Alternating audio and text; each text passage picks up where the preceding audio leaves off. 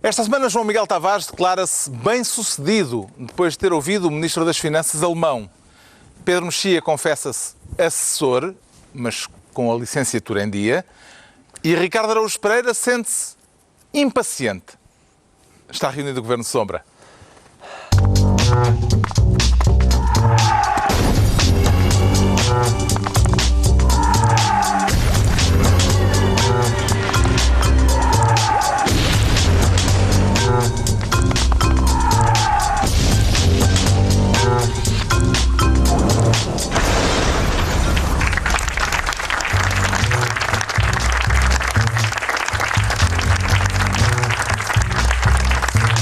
Ora viva, sejam bem-vindos, tanto aqueles que têm como aqueles que não têm, a quem falta carisma. A palavra-chave para esta reunião do Governo Sombra, em que o Pedro Mexia quer ser Ministro do Pai Nosso para rezar. E por quem é que lhe parece adequado rezar um Pai Nosso? Eu acho que Pai Nosso é pouco, tem que ser Pai Nosso, Ave Maria e várias outras orações. O terço inteiro, não é? Porque o professor Freitas do Amaral... Já agora, rezar pode ser uma atitude política? É isso? Quer dizer, para quem for crente, sim, porque tem efeitos. Para quem não for crente, não tem efeitos nenhuns. Mas o professor Freitas do Amaral confessou que, embora não tenha visitado José Sócrates na prisão, quando ele esteve preso, que rezou por ele. Bom, e depois faz algumas considerações interessantes. E aposto que resultou. É o tipo de coisa que Deus está... O quê? José Sócrates saiu da prisão. Saiu da prisão. Certo, mas tenho a certeza que foi intervenção divina. Se o processo Deus estava certamente a inventar uma constelação nova, mas disse, não, espera, vou parar e dar atenção aí. O que é que o Sócrates precisa? Acho que estás com as mitologias trocadas. E meteu o habeas corpus. Mas ali o surfista prateado. Mas o professor Freitas do Amaral diz duas coisas. Primeiro, falando sobre Sócrates, diz que o seu pensamento evoluiu para... O seu do Freitas, o seu, do Freitas do Amaral, evoluiu para a área do PS e não para do PSD e do CDS. Já tínhamos percebido. Sendo que ele disse toda a vida que o pensamento dele que não evoluiu. E ele dizia isso como uma vantagem. Ele dizia, o meu pensamento não evoluiu, o PSD e o CDS é que viraram à esquerda. É que viraram à direita, perdão. E, portanto, eu estou no mesmo sítio de sempre. Portanto, agora, pela primeira vez, disse que o pensamento evoluiu. Em segundo lugar, disse que José Sócrates, de que ele foi ministro, do cujo governo ele foi ministro, José Sócrates não era o José Sócrates. Não no sentido de uma troca de identidade, mas que todas as coisas terríveis que nós sabemos sobre ele, ou presumimos saber, ou todas as suspeitas, não existiam na altura. Toda a gente achava que ele era impoluto, encantador, um verdadeiro São Francisco de Assis. E a terceira é essa frase de rezar, porque eu acho muito bem que um católico ou que um cristão reze pelas pessoas que sofrem, e rezar pelas pessoas que estão presas faz parte dos deveres de um bom cristão. Mas eu acho primeiro... é rezar especificamente por uma pessoa? Ou é assim em... Não, rezar especificamente por uma pessoa que está em sofrimento. Agora, em primeiro lugar, isso não nos diz nada sobre o que é que o professor Freitas do Amaral acha sobre a questão substancial. Provavelmente, ainda bem que não o disse, porque é um professor de Direito e, portanto, se calhar também não tem que se pronunciar sobre processos judiciais. Agora, a evolução do pensamento do professor Freitas do Amaral, e a propósito desta frase, e a relação dele com o PS, sobretudo ao longo dos anos, foi bem definida num verso de Gabriel o Pensador, que foi: ajoelhou, vai ter que rezar. É claramente a esta fase em que está Freitas do Amaral, e pronto, nós já sabíamos há um tempo, mas foi interessante que ele o tenha confirmado. Acho que o contexto do Gabriel o Pensador era outro. Talvez. Ligeiramente É possível. Ou não. Mais interessante. Sócrates voltou a ser notícia esta semana com o lançamento do livro O Dom Profano, considerações sobre o carisma, e vamos discutir o carisma esta noite. Eu acho que é importante... Finalmente, é a discussão pela qual o país ansiava. Exato, sabermos quem é que aqui tem carisma e quem é que aqui atribui carisma a quem. Nós temos todos, pá. Podemos fazer esses considerandos. Mas já leu o livro, João Miguel Tavares? Eu já li 30 páginas. Atenção, eu fui a uma livraria e disseram que em 48 horas tinham vendido um livro e tinha sido a mim. E dessas 30... E, portanto, Carlos Santos Silva desta vez não está a fazer o seu trabalho. Dessas 30, quantas é que te parece que foram escritas por José Sócrates? E é isso que eu queria dizer. Eu acho que essa será a grande notícia desta noite, que é, eu li 30 páginas de José Sócrates e eu acho que foi José Sócrates que escreveu aquelas 30. É verdade que pode ser só a introdução. Ainda não cheguei à fundamentação do carisma por Max Weber, aí já não ponho as minhas mãos no fogo, mas estas primeiras 30 acho que são mesmo de José Sócrates, até porque tem uma citação de Valupi, um blogger do Aspirina B, que tem maior devoção a José Sócrates do que a irmã Lúcia à Nossa Senhora de Fátima. E um grande fã deste programa. E um grande fã deste programa. Um beijinho para Valupi, se nos estiver a ver lá em casa. Além de Max Weber, cita-se Valupi. Cita-se Valupi da Aspirina B. Atenção, e Domingos Farinho não citaria Valupi. Portanto, eu não acredito. Acho que Valupi é uma citação de José Sócrates. Portanto, pelo menos, aquela citação é de certeza de José Sócrates. Há que dizer que a pergunta que muita gente tem implícita foi feita de forma explícita, expressa, a José Sócrates na chegada ao lançamento deste livro ontem. José Sócrates, já leu então esta obra que foi escrita com o seu nome? José Sócrates, 70 mil euros para a revisão não fica muito acima do preço de mercado? Boa tarde, como estão? Não um valor muito acima de mercado, Sr. José Sócrates. A pergunta é essa: será que José Sócrates já leu o livro que tem o nome dele na capa? João Miguel Tavares.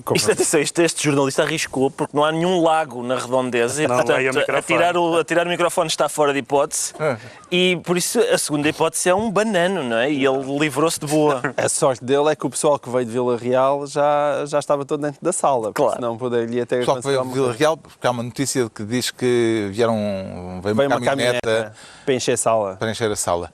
E há Qual foi para si o aspecto com fotografias, por isso é que eu acho que... Qual foi para si, João Miguel Tavares, o aspecto mais relevante deste lançamento? Com alguma tristeza minha, o aspecto mais relevante é o desinteresse mediático, porque... Mas houve várias figuras de primeiro plano. Maria de Belém. Mas não houve um verdadeiro interesse já. Eu acho que já Sócrates devia valorizar muito o Governo Sombra, porque eu acho que tem bem que sejamos os únicos já que lhes estejamos a ligar. Nós e o Correio da Manhã TV. Mas fora disso, o desinteresse... Nota-se um fastio mesmo. Teve lá um ministro. Já não há... Sim, o Capola dos Santos, é verdade. E não só ele deu uma entrevista aqui à TVI. Ele deu uma entrevista à TVI a falar sobre temas da atualidade. Eu fico sempre... Às vezes há aquela situação em que nós estamos a conversar com uma pessoa e ela tem um bocadinho de mostarda aqui no canto da boca e a gente tem muita a tentação de dizer, olha, desculpa, não continuas, tens um bocadinho de... O Sócrates tem mostarda na cara toda. Ele tem a cara toda. Só tem um espacinho para os olhos, o resto é mostarda. E, portanto, quando lhe pedem a opinião sobre o que é que acha disto do Costa? Não, olha a mostarda. Não dá, não. Ninguém consegue. Não é possível levar a sério as coisas que ele está a dizer. Vai tratar-lhe da saúde. Eu peço desculpa, que era Max Weber, que era Valupi, 2 vultos da sociologia política, mas... De acordo com o seu carismómetro, Ricardo Araújo Pereira, José Sócrates é um político carismático? Oh, Carlos, eu tive carisma em tempos, mas comprei uma coisa na farmácia e tirei. Mas eu acho que Sócrates tem carisma. Como sabe, carisma vem do grego charismas, que significa dom ou graça divina. Mas aqui é o dom profano. Certo, é profano, mas é um dom... Havia o dom Corleone e agora há o dom profano. Mas é um dom dado por outrem. E coisas dadas por outrem, Sócrates está sempre pronto para receber. Não foi Domingos Farinho que escreveu essa piada, não? Não foi. Não foi. Não é, eu não tenho ghostwriter, infelizmente. Como aliás se nota. Não, porque antes fui ver ao dicionário e estava lá com um H e eu por isso supus que fosse carima. E bom, já não lembro da pergunta. Era o mas carismómetro. Estivemos entretidos. Sim, lá está. Carisma ele tem. E atenção, eu ainda não li o livro. Eu fui à livraria comprar, eu queria 2,3 kg do último do Sócrates, porque aquilo costuma ser vendido à pasada, e não havia, não percebo se ou aquela livraria ainda não tinha recebido, ou o amigo dele já lá tinha passado. Já não havia, ou ainda não havia. Mas eu tenho apreço pelo Domingos Farinho, porque eu quando acabei a faculdade, e acabei-a mesmo, não é? Ao contrário de vários deles. Não tenho especial orgulho nisso, mas acabei, por acaso acabei. Não antecipar temas. Desculpem. Eu também escrevi para outras pessoas. Escrevi para o Herman, escrevi para a Maria Rueff e tal. Atenção, era um trabalho bem pago, embora não tão bem pago como este de escrever para o Sócrates. quer dizer, eu acho que tem menos graça os textos que ele lhe escreve. E, portanto, não acho justo. Eu simpatizo com a ideia do argumentista que escreve para outra figura, mas não... Enfim, acho que é de 70 mil euros, parece-me uma empreitada muito bem paga. Bem paga. Como é que viu a avaliação que José Sócrates faz de António Costa, considerando um líder em formação? Pedro Mexia. É que para usar os termos do Ricardo, o problema é que sempre, mesmo neste livro, eu não li o livro, mas li o que ele diz sobre o livro e li alguns certos. Não lemos ainda por falta de tempo, não é? Porque Não, eu vou ler. estamos todos Não, eu não li. Para a semana eu já estou pronto para uma receita. Não, eu vou ler, claro que vou ler, mas estou a ler o livro do Fernando Lima, que diabo. Até o do Saraiva li um bocado. Este é mais curtinho, este tem este é 100 mais- e tal páginas e com os caracteres bem grandes. Parece o programa, mas para usar a aquele programa expressão do Ricardo, para as reformas do país.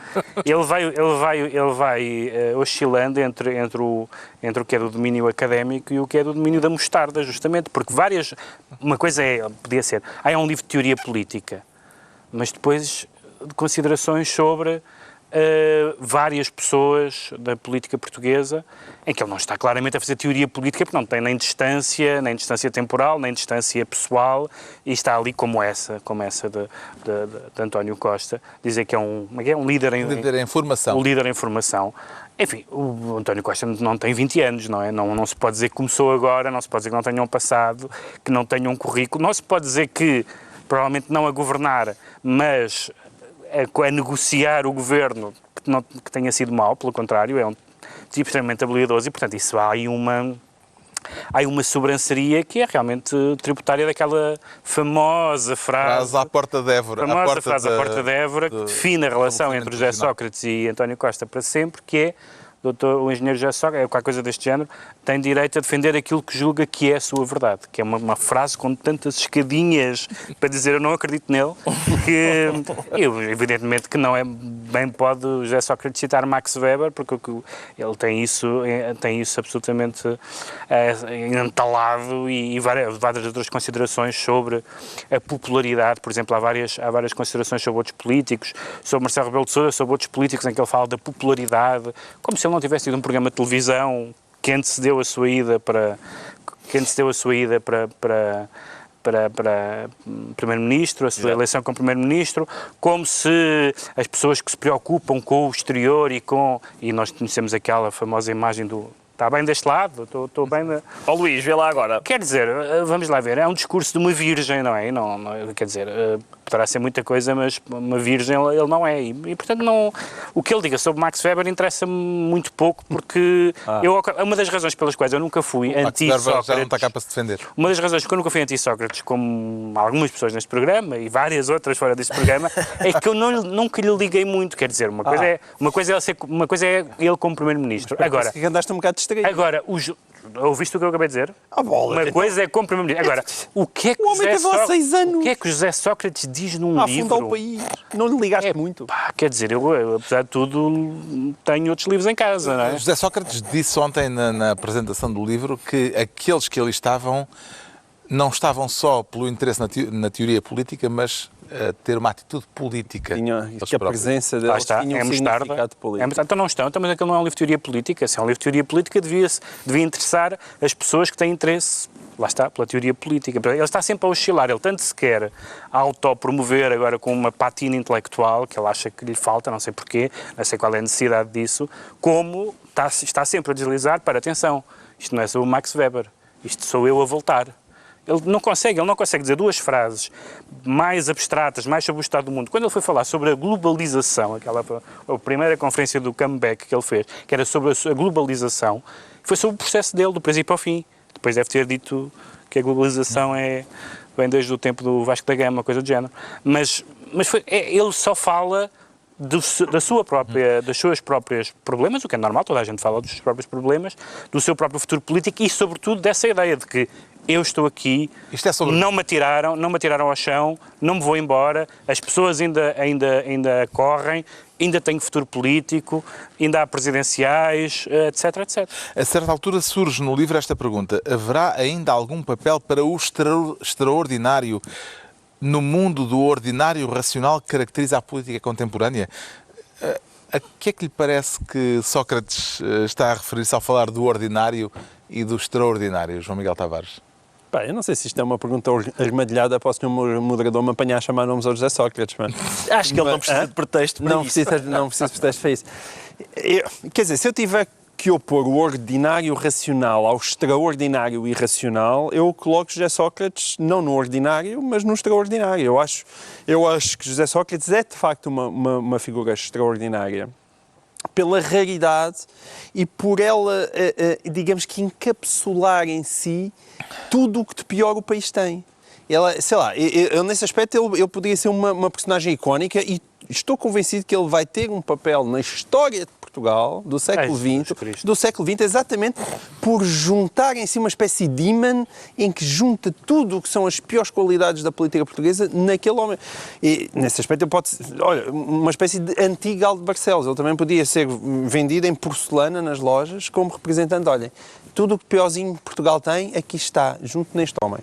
E isso é uma coisa extraordinária. Ele consegue ser uma personagem única por esse lado. Tirando o facto de daqui a 50 anos ninguém saber quem ele é. Tenho dúvidas disso. Tenho dúvidas disso porque ele está a fazer... Sabes porquê? Nem ele, nem nenhum de nós aqui esta mesa. Não, mas eu acho que se ele continuar... Eu tenho esperança em José Sócrates. Eu acho que se ele continuar, ele está lentamente a abandonar o território da política para entrar no território da literatura. Aquilo é já uma personagem literária. Sim. É uma personagem ali meio feliniana, porque tudo aquilo está a ficar tão patético. Tudo está a ficar tão patético, mas ao mesmo tempo é divertido. Nós estamos muito em cima do acontecimento, mas eu acho que com algum recuo, esta história dos livros, a necessidade que ele tem de lançar, toda a história do processo é maravilhoso. Vê mais o aspecto patético. Quero um filme disto, um livro disto. Carlos, o patético está muito ligado com o divertido, não é? Mas de facto, quando... Aquela questão da mostarda significa que é de facto impossível ouvir José Sócrates falar, seja sobre que tema for, seja a globalização ou sei lá, as pescas, sem estarmos constantemente a pensar, mas espera, eu ouvi umas escutas em que tu estavas a exigir um pavimento para uma casa que tu dizes que não é tua. Espera, escuta uma coisa, eu li que tu ias com o senhor que escreveu este livro num retiro para um hotel do Algarve para poderem estar os dois a pensar melhor no livro. Há uma série de questões... Que não lhe são colocadas? Pois, não são colocadas provavelmente porque ele não aceitaria que fossem. Não, mas isso ainda agora nesta entrevista à TVI, a Judite Sousa deixou isso muito claro. Ou seja, ela antes da entrevista disse que houve uma combinação para esta entrevista e, portanto, aceitou-se que só se iria falar deste livro. A questão que eu às vezes coloco é, há demasiadas aparições de José Sócrates na comunicação social em que ele combina previamente entrevistas e isso faz com que ele esteja constantemente a aparecer, e já foi meia dúzia de vezes, se calhar, contando com toda, em que ele não responde às perguntas essenciais, porque diz, eu só venho aqui se este tipo de temas ficar de fora. E essa legitimidade eu acho altamente duvidosa. Mas lá está, eu compreendo que essa atitude dele fingir que o processo não existe, as escutas não existem, etc. Eu compreendo. Eu não compreendo é que ele espere que a gente finja também. Isso é impossível. Mas como sabe, há muita gente que espera isso. Pois não, mas eu acho que não. Eu acho que há uma deterioração progressiva da figura dele. Ele perde com isso. Eu acho que ele perde com isso. Toda a gente perde com isso. Entregamos ao Pedro Mexia a pasta de Ministro do Pai Nosso para rezar. Agora, o João Miguel Tavares pretende ser Ministro dos quadros desaparecidos. Está preocupado com o roubo de obras de arte, João Miguel Tavares? Sim, mas não em relação a este tema. Os quadros são esses? São valiosos? Os quadros eram valiosos, que para quem percebe mais de economia do que eu, mas mesmo eu percebendo pouco de economia, consigo perceber que aqueles quadros sejam valiosos. Estou a falar dos quadros do orçamento que não apareceram, ao contrário. O Ministério das Finanças começou por considerar que uma certa documentação requerida pelo PSD não era importante, não contribuiria para a qualidade do debate do orçamento, por terem, dizia o Ministério da Educação, uma margem de erro assinalável. Mas isso é que é extraordinário. É mesmo aquelas situações em que o Sr. Mário Centeno está com o seu ar de Mr. Bean a chamar-nos de idiotas, que é uma coisa que às vezes o Mr. Bean também fazia. Porque dizer que existe uma grande margem de erro e, portanto, não apresentam os dados de execução orçamental até setembro de 2016. E então, por isso, utilizam os valores de março de 2016. Quer dizer que não faz sentido nenhum. Mas parece que depois, quando se soube quais eram os dados que estavam em falta, não eram particularmente... Eu tenho dúvidas, eu acho que governo. isso ainda tem que ser devidamente analisado. Acho que há desvios muito grandes na questão dos impostos, como a questão do IVA, e existe um desvio gigantesco no Ministério da Educação, qualquer coisa próximo dos 470 milhões de euros a mais, gastos a mais, o que pode explicar um bocadinho porque é que lá está, o Sr. Mário Nogueira anda tão caladinho. Agora, a questão, o que me espanta aqui é, cada vez mais dá aquela sensação que António Costa é excelente no improviso, mas é muito mau no planeamento. É um bocadinho, às vezes, o Jorge Jesus agora está na modo de baixo, mas quando o Jorge Jesus estava mais na modo de cima, toda a gente reconhecia que ele era muito bom a montar uma equipa, mas às vezes durante o jogo ele não tomava as boas opções e falhava nas substituições. E António Costa é um bocadinho o contrário disso. É daqueles mistérios que acerta nas substituições, mexe muito bem quando há atrapalhada a meio do jogo, mas quando se trata de montar a equipa parece que ele não tem grande pachorra. E isto não faz sentido, porque ele levou não só com a oposição, mas com a UTAU, a dizer que era uma falha enorme em termos de transparência, que era um retrocesso em termos de transparência. Mário Centeno teve que, obviamente, fazer marcha atrás, e eu não percebo sequer o que é que lhe passou pela cabeça de achar que podia apresentar um orçamento sem quadros que são absolutamente essenciais para avaliar o próprio orçamento e sem o qual o orçamento não poderia sequer ter sido feito. Portanto, é incompreensível, é um puro amadorismo, o que reforça aqueles como eu que desconfiam que há uma tramóia nas contas e, portanto, ele não quer que as coisas sejam transparentes. E isto vem-me dar razão. Outro assunto. Como, aliás, costuma acontecer realidade, com a realidade, não sei porque, tende a dar-me razão. Outro É uma assunto coisa que que a complicou a realidade- vida do Ministro das Finanças esta semana foi a polémica acerca da declaração de rendimentos do novo Presidente da Caixa Geral de Depósitos. António Domingos deve ser considerado um gestor público ou um gestor privado, Ricardo Araújo Pereira? Pronto, vamos lá ver se eu percebo a pergunta. Se o gestor de um banco público deve Exato. ser considerado um gestor público ou privado? Esta é difícil. É difícil, muito Esta é difícil. difícil. É porque o Governo banco retirou público. do Estatuto de Gestor Público. Lá está. Pois, vou precisar de pensar nesta. Não, para mim é óbvio que é um gestor público e por isso tem de... Estou à espera das declarações, como é que é? Lá o Tribunal Constitucional, não é? Tem de receber uns documentozinhos, não tem? Mas o Para ti, António Domingos já disse que para não ti e para o vai, Presidente do PS também. E para... não vai entregar essa Carlos César também declaração tem a de tua rendimentos porque tem um parecer jurídico a dizer que Além de que os partidos dos querem serviços novamente jurídicos. mudar a lei. Um parecer dos Sim, serviços não vou entregar. jurídicos da Caixa Geral. Eu confesso que quero ver como é que o António Costa vai resolver esta, porque normalmente ele só tem que se preocupar com harmonizar as opiniões do PCP e do Bloco com as do Governo. E agora ele é as do PC, do Bloco, do Governo, do Presidente do PS, de outras pessoas do PS que acham o mesmo que o PC e o E dele Bloco. próprio. Também já se disse. calhar ele Também próprio. se calhar era boa ideia. E, portanto, esta vai ser difícil. E dos constitucionalistas, que responderam mais ou menos como o Ricardo. Devem estar a brincar connosco. Quer dizer, um gestor do banco público é um gestor público. Ainda que se tenha feito, ainda que se tenha retirado... Quer dizer, estatuto vamos lá de ver. gestor público. Não, depois nós sabemos, o que fomos vendo nos jornais é que ainda por cima isso foi, do ponto de vista político, António Domingos tem duas coisas que pode argumentar. Uma é essa coisa manhosa, jurídica, de, mas foi retirado, portanto, embora seja gestor de um banco público, não sou um gestor público. Mas isso parece muito manhoso e vários constitucionalistas o disseram e várias pessoas do PS, já para não falar do Bloco e do PC. A segunda foi, ele pode dizer, bom, eu politicamente estou legitimado porque eu só aceitei na condição, depois, aparentemente, segundo dizem os jornais, 3 condições, e uma delas foi essa. Foi que não queria, sobretudo, fazer a declaração do património, até mais do que a questão dos vencimentos. E que essa seria, com isso e a questão salarial, seriam aspectos importantes para a aceitação. Agora, não é possível sair bem com isto porque há vozes de todos os lados. Justamente. O facto de Carlos César ter vindo dizer que o Catarina Presidente Martins, da Caixa tem de entregar a declaração de rendimentos ao Tribunal Constitucional, quando Mário Centeno já tinha dito que o contrário, pode entender-se como uma desautorização do Ministro por parte do líder parlamentar do PS?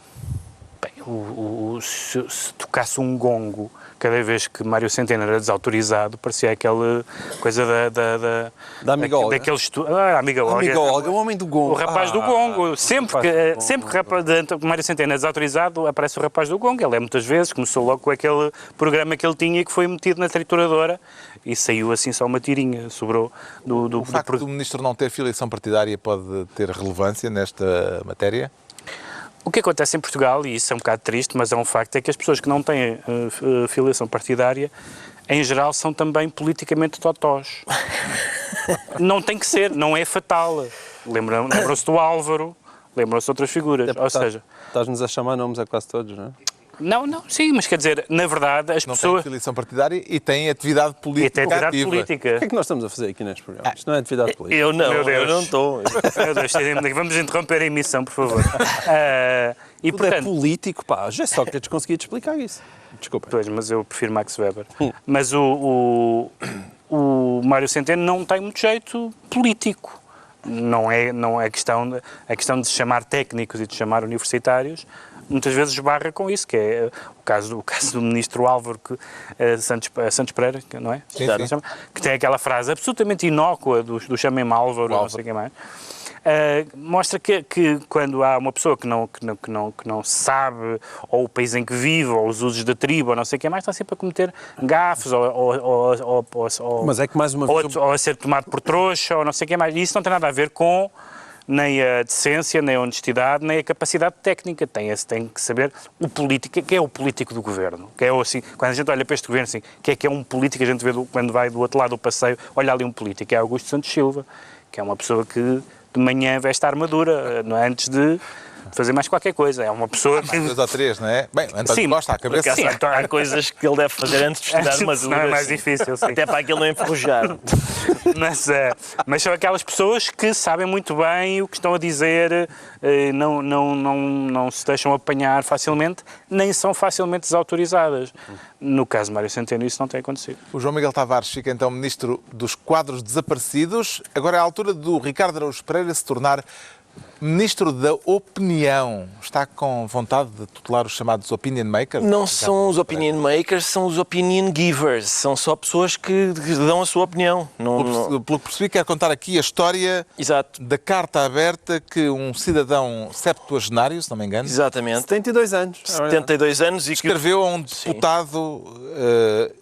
E carta carta aberta, que lhe vai sair cara, não é? Que lhe vai sair caro, assim vai pagar quase 5 mil euros, não é? O autor Os da selos carta... estão caros, mesmo para as cartas sim, abertas. O autor da carta ganha uma pensão de 270 e tal euros, acho eu. Portanto, 270 são 5 mil euros. São 5 mil euros, Das são contas, os são meses 10 anos. equivalentes. É fazer as contas aos meses de pensão. São, sim. não, são 20 anos. São 20 anos de pensão, 20 não sei. anos de pensão até aos 92 a pagar ao deputado do PSD. Aí está. É uma boa razão para se manter vivo. Exatamente. E eu acho que e tenho quase a certeza, e espero ardentemente que seja mais um daqueles casos em que vamos nós pagar, porque o Estado português, em princípio, vai voltar a ser condenado pelo Tribunal Europeu dos Direitos do Homem. Ou então fazemos por causa um deste crowdfunding para o senhor. caso. Exato. Quer dizer, era o que faltava, não é? Temos que contar a história, não é? Sim. O Tribunal da Relação de Coimbra confirmou esta semana, ou na semana passada, uma sentença do Tribunal de Gouveia que condenou este senhor a pagar 4.200 euros, é esse o preço, pelo crime de difamação contra um deputado do PSD, o deputado Carlos Peixoto. Exato. E em causa está um artigo de opinião deste deputado referindo-se à população idosa como peste grisalha. O deputado escreveu um artigo no I referindo-se aos velhos como a peste grisalha. A nossa pátria foi contaminada com a já conhecida peste Peste grisalha. grisalha. Uma frase E muito o elegante. senhor de Faço lá Coimbra... saber porque não gostou. O senhor de Coimbra, por uma razão qualquer, não achou graça Tem àquilo. 72 anos, Exato. a começar por aí, não é? escreveu uma carta. Escreveu uma carta e o Tribunal considerou que ela era insultuosa e então condenou... Uma carta em que cita Oscar Wilde dizendo Exato. que os loucos por vezes curam-se, os imbecis nunca. Os imbecis nunca. Oscar Wilde ficou isento de multa, mas o senhor de Coimbra... Não em vida. Em vida, não. Sim, ele também foi a tribunal e tal. E E também bateu com os costados lá no bateu, sim, senhor. ganham um pijama mais Ganhou, Também não exatamente. foi bem. Mas Era o que faltava. Eu não quero viver num país em que não se pode ofender um deputado. Quer dizer, se há coisa boa que a democracia tem, é essa. E, portanto, eu encontrei a carta num blog, é melhor não dizer o nome do blog, não vá ao tribunal multá-los também, mas eu estou muito disponível para ser multado. Até 5.000 euros ainda vou, e portanto, se é isso que custa a ofensa ao... Até porque estás habituado a perder muito mais do que isso. Já perdi mais do que isso e não me diverti tanto, e por isso eu vou ler partes da carta, porque eu não só a subscrevo solidariamente, mas também porque o autor, o senhor de Coimbra, é um senhor engraçado. Reparem, a dimensão do nome que o titula, diz ele ao deputado, que o titula como cidadão deve ser inversamente proporcional à inteligência, se ela existe, que o faz blaterar descarada e ostensivamente composições sonoras que irritam os tímpanos do mais recatado português. Este é um primeiro parágrafo magnífico, porque ele chama ao deputado não só burro, como também insinua que é camelo, por causa da palavra blaterar. Bravo, meu concidadão de Coimbra. Depois ele continua dizendo: vou fazer o possível para não atingir o cume da parvoíce que foi suplantado por si. Também é engraçado. Continua dizendo: a figura triste que fez, cuja imbecilidade latente o forçou à encenação de uma triste figura, certamente que, para além da pouca educação e civismo que demonstrou, deve ter siliciado bem as partes mais sensíveis de muitos portugueses, inclusivamente aqueles que deram origem à sua existência, se é que os conhece, diz ele. Esta parte, eu percebo a ideia, mas acho que tecnicamente eu tenho uma sugestão a dar, que é, eu percebo a ideia do cidadão Quer ser o ghostwriter da senhora? Sim, eu acho que Quer ser o farinho do... Sim, é giro ele dizer, não sei o quê, os seus pais, se é que os conhece, eu percebo a ideia, mas acho que tecnicamente podia estar melhor. Podia ser, não sei o quê, o seu pai e a sua mãe, na eventualidade remota da progenitora de Vossa Excelência, se recordar ainda do pai de Vossa Excelência. Talvez isso fizesse... Bom, quem sabe... Fica a sugestão. Sim, fica a sugestão. Ainda estou para saber como é que um homólitos de tão refinado calibre conseguiu entrar no círculo governativo. Os intelectuais que o escolheram deviam andar atrapalhados no meio do deserto onde o sol torra, a sede aperta, a miragem engana e até um dromedário parece gente. Cá está. Nova referência ao camelo. Isto é bom. Uns parágrafos mais à frente é aquilo que se chama em comédia um callback. E, portanto, bravo, meu concidadão de Coimbra. Espero sinceramente, desejo-lhe a melhor sorte e espero que o Tribunal Europeu o absolva. E nós cotizamos-nos. E nós cotizamos, sim. Se houver azar, venha falar connosco. O que é que está errado neste caso, João Miguel Tavares? O artigo de opinião, a carta aberta ou a decisão do Tribunal? Não, pelo que se viu por esta leitura, e que poderia ter continuado, porque a carta continua e tem partes mais divertidas, é a decisão do Tribunal, como é evidente. Como é evidente... Dos tribunais, no caso, porque é o Tribunal de Gouveia é evidente que aquilo que o Ricardo está a dizer é tão verdade. Tribunal da vai Relação outra de vez. Coimbra. Se o senhor advogado tiver dinheiro para isso e pachorra, vai outra Pois vez. essa é que é a questão. É que só o Tribunal, a ida ao Tribunal custa dinheiro, dá aborrecimentos.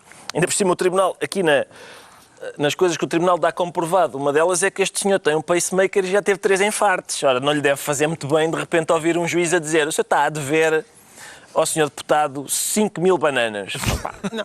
Agora, parece-me que os tribunais esquecem sempre realmente que este senhor é deputado, que não só é deputado, como escreveu um texto extremamente agressivo, como se seja chamar peste grisalha. Blaterou um texto com a expressão peste grisalha, que é extremamente agressiva. Acho que isso deve ser tido em conta. Eu não estou nada a dizer, se o senhor quer escrever peste grisalha, escreva peste grisalha. Agora está sujeito a responder e em termos...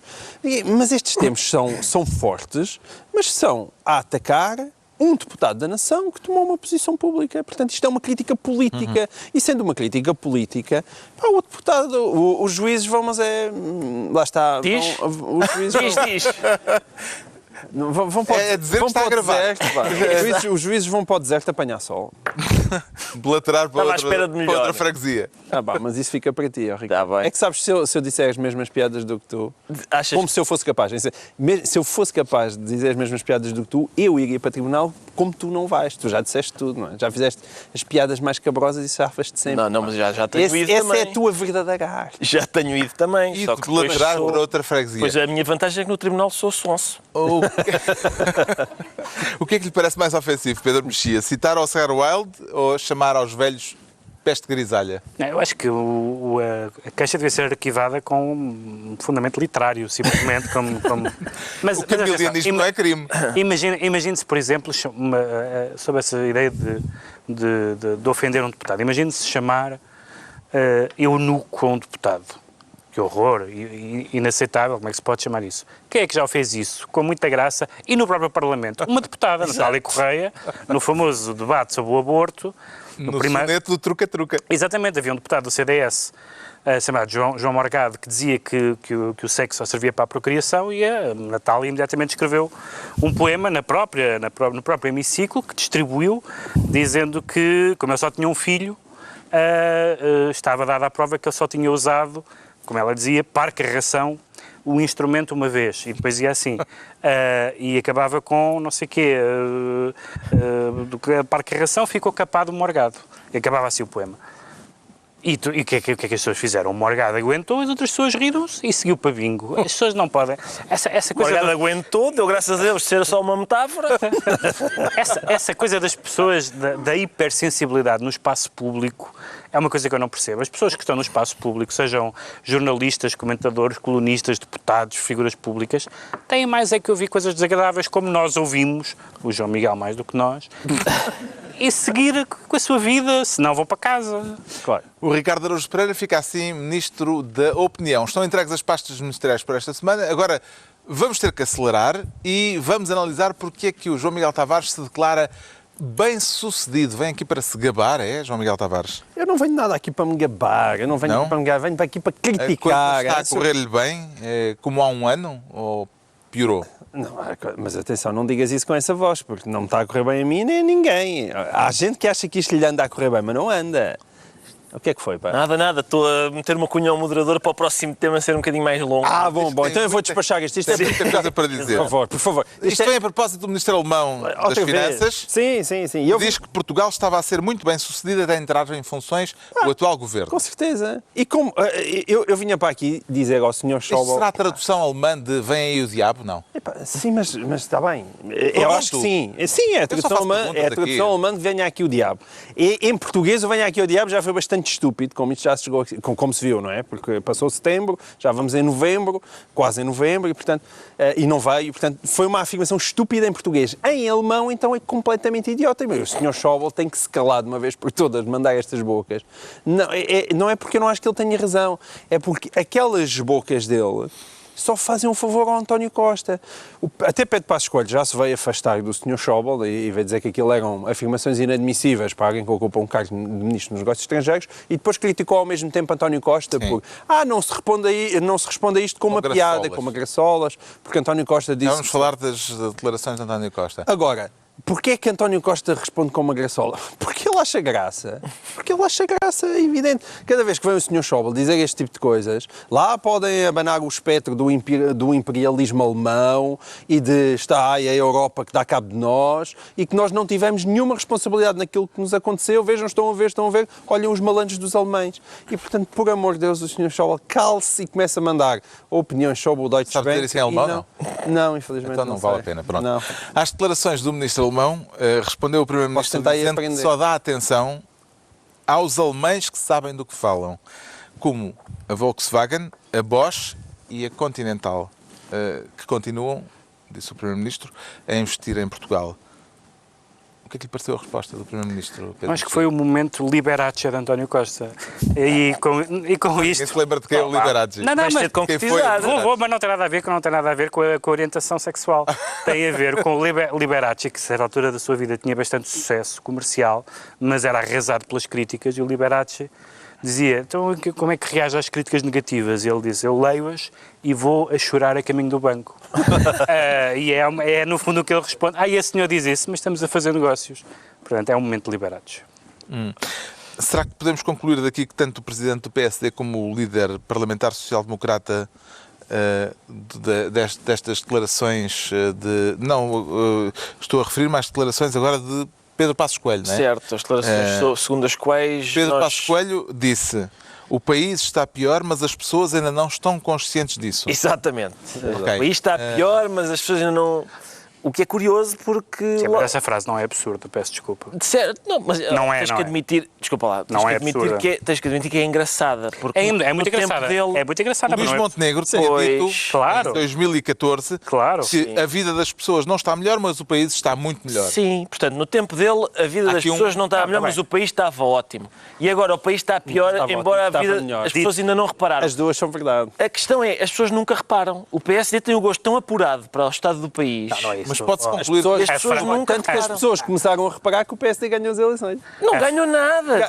Ganhar, ganhou. ganhar, O sentido ganhou. técnico é ficar em primeiro. Não, a esmagadora Qual é- maioria do povo português não votou O que é que nele. dizer ganhar no teu dicionário? É ficar em primeiro, certo? Epá, quando a esmagadora maioria do povo português não Achas vota que o nele... segundo e o terceiro classificado do último campeonato ganharam o campeonato? Não, mas juntos? o campeonato Ah. é uma coisa, a composição da Assembleia é Está outra. bem, mas ninguém Ninguém está a falar discute, do governo. quando a Comissão da Ganhou Assembleia, as mas ganhou as eleições. Ganhou. Não é? Mas não vamos Certo. agora reescrever as Não, não, palavras. não. Ganhou as eleições. Calma, Como em Espanha, o PP ganhou as eleições. Parece-me evidente que o Quem senhor... fica em P, quem fica em primeiro, ganha as eleições. certo? Parece-me evidente que o facto de ele não estar a governar é uma prova bastante evidente de que ele não ganhou. Quer dizer, Não, Ricardo, ganhou as eleições. Não, fica- em qualquer quer dizer, definição da palavra, ficar em desculpa primeiro lá. lugar é ganhar as Desculpa lá, eleições. já nós percebemos. Eu não estou a dizer que o governo é Diz que legítimo. ganhou as nunca- eleições. Nunca o disse. Diga um! Diga um! Para o efeito que nós pretendemos aqui, que é Eu não consigo... a verdade, O João Miguel Tavares não consegue ser tão consigo, apoplético não como o Manuel Ferrão. o efeito não consegues. Precisas de Chame o Manuel Serrão. precisas de outro arcabouço, sim, físico. Mas Olha, mas isso aí para lá, atenção. a questão é, nós aprendemos este ano que, enfim, que essa ideia de ser o partido mais votado nem sempre chega para governar. Não chega para governar. Estamos todos de acordo, mas estamos todos de acordo. E não chega para Agora governar. não digas ganhou entre aspas. Não, Pronto, tá bem. não. Vamos Mas passar porquê é por que não cima chega disso. para governar?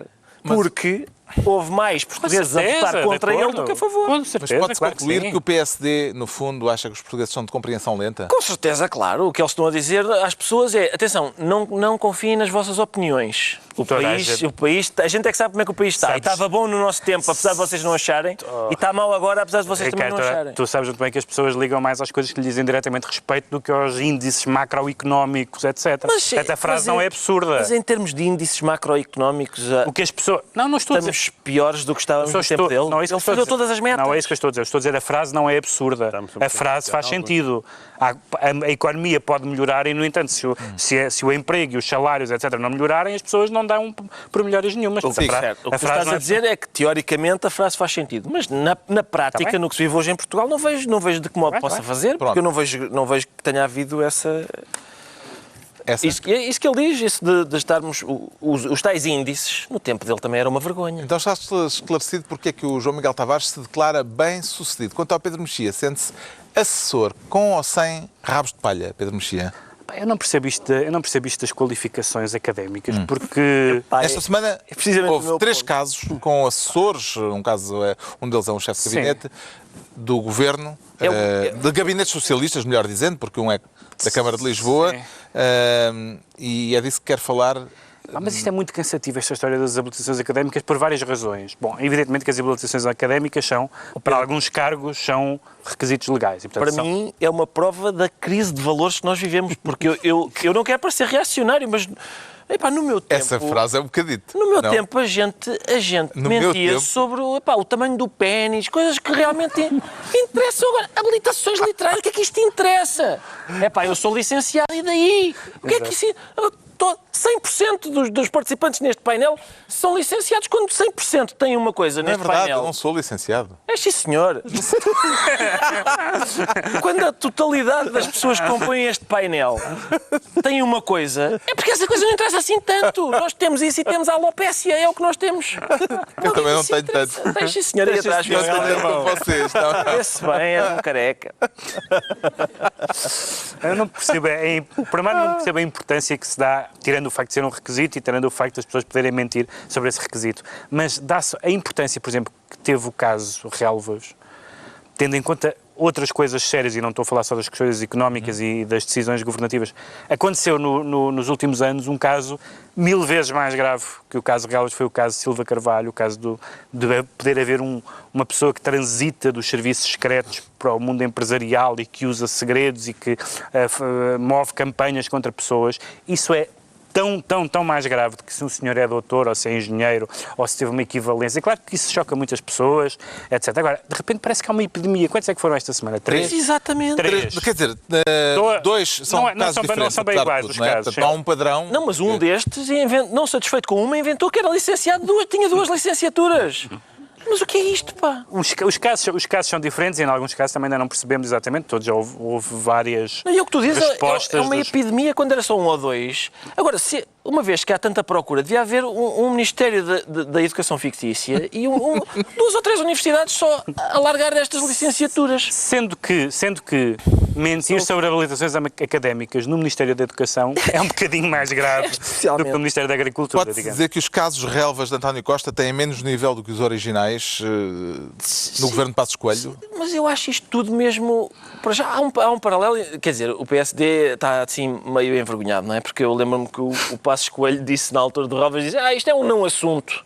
E por isso agora há 3 ou 4 não assuntos neste... Mas estes foram resolvidos numa penada, porque houve 2 demissões esta semana. Sim, exatamente. E eles, como não estudaram, também não conseguem defender-se, não é? Costa mandou-os embora e eles dizem, olha, eu também não sei o que é que é de dizer, vou para casa. Acaba por ser bem feita. Isso é uma das... Mas tem menos nível, claro que tem menos nível. E eu não percebo a ideia de inventar uma licencia. Do que é que interessa? Se as pessoas dissessem, atenção, que eu tenho um doutoramento em Harvard, eu ia até esse senhor, depois era uma vergonha quando se descobrisse, mas desfrutava-se de um bom prestígio até lá. Agora, tenho uma licenciatura, para quê? Mas o que é que isso... Qual é... O caso na Secretaria de Estado do Desporto é aquele que está a ganhar maiores proporções políticas, com o CDS, aliás, a pedir já a demissão do próprio Ministro da Educação. Justifica-se esta exigência de demissão de Tiago Brandão Rodrigues, João Miguel Tavares? No meu entender, justifica-se, pelo menos que a justificação de Tiago Brandão Rodrigues seja um bocadinho mais sofisticada do que dizer eu não sei. Porquê? E porque é que este caso é muito diferente do outro? Porque aqui há um ex-secretário de Estado que bateu com a porta em Abril, um senhor chamado Vengoróvios Menezes, que bateu com a porta em Abril a dizer que eu não me identifico com o modo de estar na política do Ministro da Educação. E na altura ele não explicou porquê, mas agora veio dizer que teria tudo a ver com este chefe de gabinete, Nuno Félix, que teria sido imposto pelo Ministro da Educação, com o qual ele terá tido vários choques, e veio dizer, pelo menos era isso que se entendia da notícia que foi feita pelo Observador, que ele terá informado Tiago Brandão Rodrigues que ele não era licenciado, que tinha havido na altura um problema com o facto de isso ter ficado escrito em Diário da República, porque é obviamente mentira, e sabendo-se que é mentira, mal se descobre que é mentira, teria que ter sido imediatamente corrigido, e que, diz esse ex-secretário de Estado, o Ministro da Educação ignorou, e que até no mail, referiu um mail, que teria o impedido de exonerar esse chefe de gabinete.